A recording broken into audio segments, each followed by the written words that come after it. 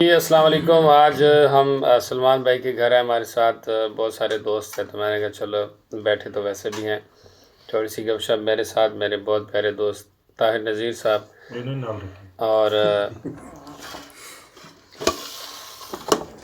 ہمارے بہت پیارے دوست مسلم نذیر بھائی، جو ہمارے بہت ہی پیارے بھائی ہیں. اور اس کے بعد جناب عمر رفیق صاحب، جو کہ ہمارے بہت پیارے دوست ہیں. اور آج ہم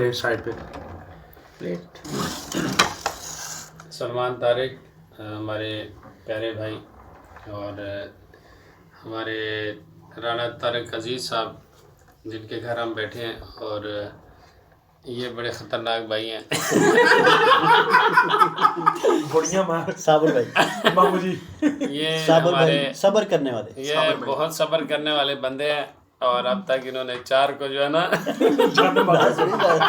سبق سکھا دیا ہے، اور چار کو اب تک سبق سکھا دیا ہے. صابر بھائی ہیں، صبر کرنے والے. بس ان کے نصیب میں میرا خیال صبر ہی لکھا ہوا ہے. تلقین کا سبق دے دیا ہے. اور ماموں کے جو ہے نا، ماموں جب بیمار تھے، میں آپ لوگوں کو بتاتا چلوں، ان کا بہت بڑا ایکسیڈنٹ ہوا. اور جب میں نے ان کو دیکھا تو مجھے نا، میں ہاسپٹل میں رحیم خان جب ان کو ملنے کے لیے گیا تو ان کے حالات دیکھے. اور میں نے وہاں پر ان کو نا کان میں ان کو بتایا، میں نے کہا ماموں آپ جو ہے نا بہت بیمار ہیں، تو آپ ذرا جلدی جلدی صحیح ہو جاؤ. آپ مرنا نہیں، آپ کو جلدی جلدی نہیں.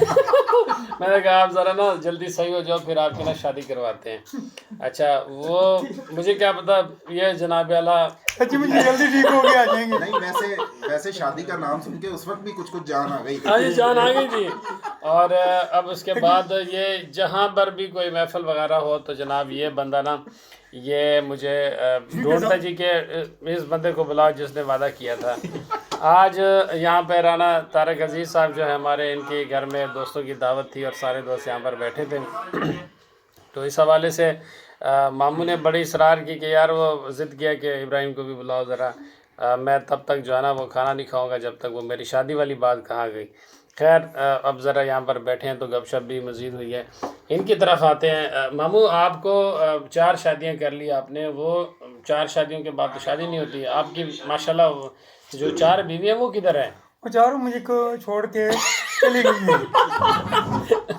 آپ کو چھوڑ کر کیوں چلی گئی؟ ان کو اپنے اوپر والے سے پیار ہو گیا تھا، مجھ سے پیار کم ہو گیا تھا. اچھا، مطلب وہ صبر کا دنیا سبق سے زیادہ کوچ کر گئی. دنیا سے کوچ کر گئی اب اوپر.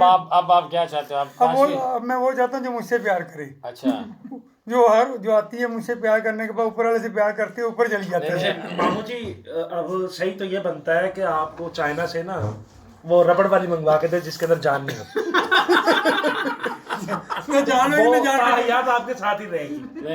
نہیں. مامو بات بتا کیا ہے، دیکھو بات یہ، تمام دوست بھی آپ کو دیکھ رہے ہیں. آپ بتائیں، بہت سارے خواہش مند حضرات آپ کو دیکھ رہے ہیں، اور خواہش مند حضرات آپ کو دیکھ رہے ہیں. ہو سکتا ہے کوئی آپ کو دیکھ لے، تو کس سے آپ شادی کرنا چاہتے ہیں بتا دینا، پھر وہ تھوڑا سا، تاکہ پھر اسی حوالے سے لوگ آپ کو جو مجھ سے خواہش رکھتی ہیں شادی کرنے کی. نہیں تو آپ بتائیں نا، تاکہ وہ آپ سے خواہش رکھیے. آپ کی ڈیمانڈ کیا ہے وہ بتائیں ذرا. ڈیمانڈ یہ ہے وہ مجھ سے پیار کرے، میرا گھر بسائے. تو 4 ہماری ہیں.